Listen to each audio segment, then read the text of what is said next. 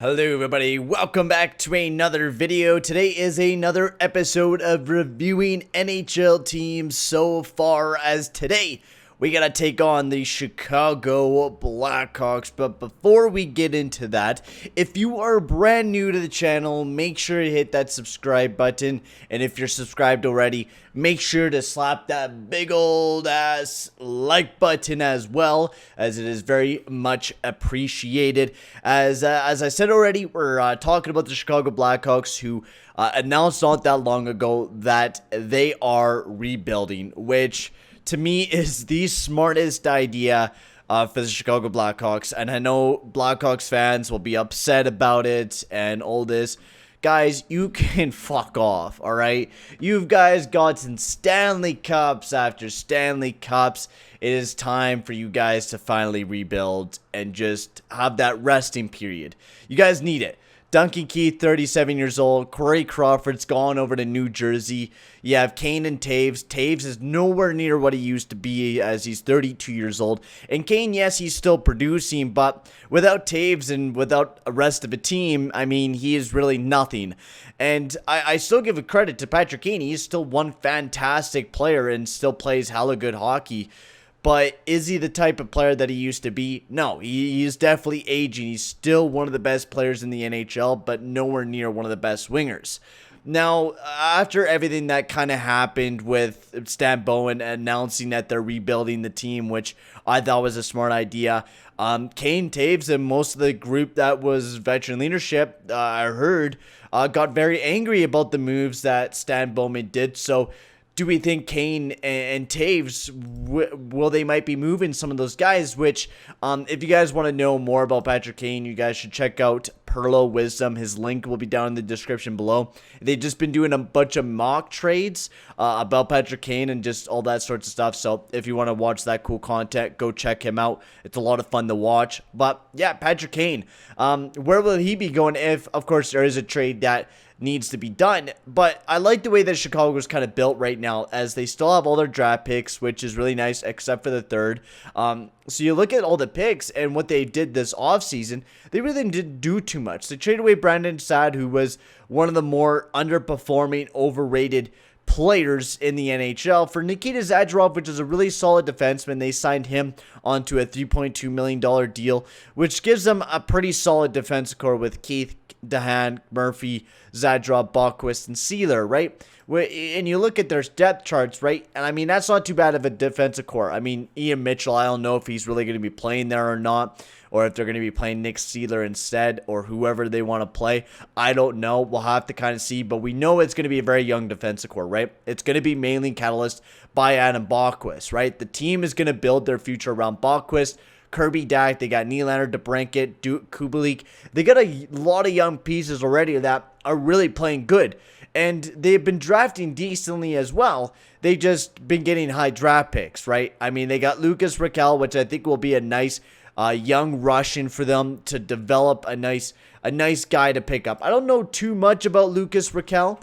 You guys will have to let me know down in the comments section below. I just know he's a big German boy. He was part of the German uprise, as they so call it. But down in Germany right now in the international junior for under 20, if my screen can stop moving, 4 points in 3 games. Last year he had 24 points in 42 games, which not too bad, especially for the World Juniors. He didn't play too bad as well, so a nice young prospect for them. But the moves that they did for the Chicago Blackhawks, I think, are very smart. They had a nice draft, free agency, Matthias Janmark, Lucas Wallmark, Zadorov, Kubalik. Smart deals that are not going to hurt the team for the future. A bunch of one-year deals. A bunch of guys that they could potentially trade away for picks. And that is the way that they're going with this team, right? That's why they traded away Saad to get Nikita Zadorov, who, I mean, young defenseman, right? I mean, a young guy that could, I mean, not develop into anyone. He hasn't really showed that, and nor his analytics show that either. He's just a defensive defenseman that plays good on the PK, and that's all he really does. But that helps out with developing Adam Bockwist. You have a great defenseman to put alongside of Adam Bockwist, who now Bockwist can excel in that offensive department, which is what he excels in the most.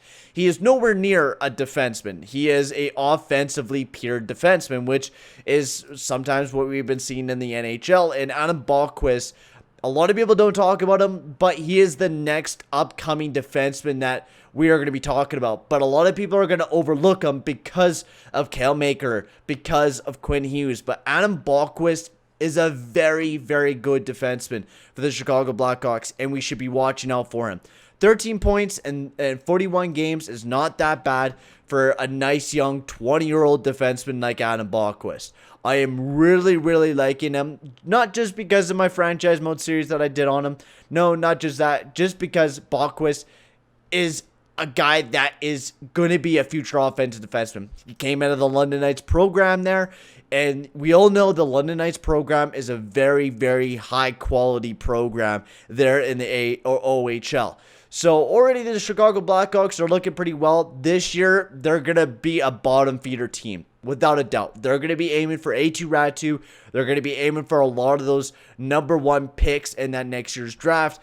But that's the way they're going to have to go. This team is nowhere near a playoff team, and they're not going to be able to make it a playoff team with $5.2 million. They're not. And that's just the field of things. Chicago Blackhawks fans, when I remember when they beat the Edmonton Oilers, I'm like, oh yeah, we're gonna do really good next year. And I knew right off the get-go, once they lost to the Edmonton Oilers, they were gonna get their asses beat by the Vegas Golden Knights, and they were going to probably rebuild. They weren't going to get Corey Crawford. Corey Crawford, 35 years old, he definitely did not want to keep playing for this team. When he was in the Edmonton Oilers series, he got absolute belted out there, man.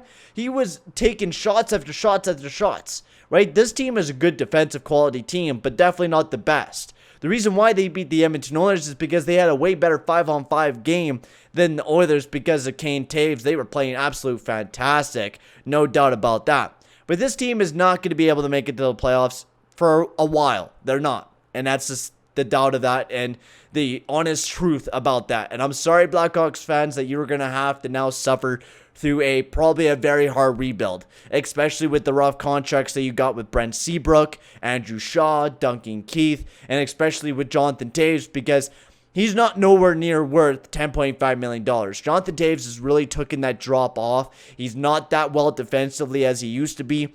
Offensively, sure, he's not that bad offensively, but he's not the player that he used to be. He really isn't. He's not bringing in the Selkies that he used to bring in. He's not the best defensive player in the league. He is just okay. He really is. He's just okay, and that's just the way that you're going to have to go about things.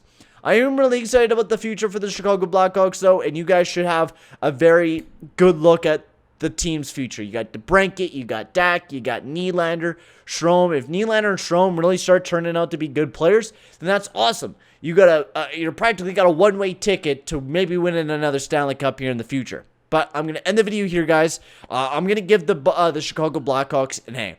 And the reason why I'm gonna give this team an A is because they announced that they were gonna rebuild, and not a lot of teams do that. Not a lot of teams with big players like Kane and Taves announce that they're going to be rebuilding. Not a lot of teams do that. And it's really ballsy that the Chicago Blackhawks announced that they're going to do rebuild. I love the way that they're going to do it. It's really smart. I'm giving it an A because of the fact that they also signed Yamark. Really smart move there. Walmart, smart move there.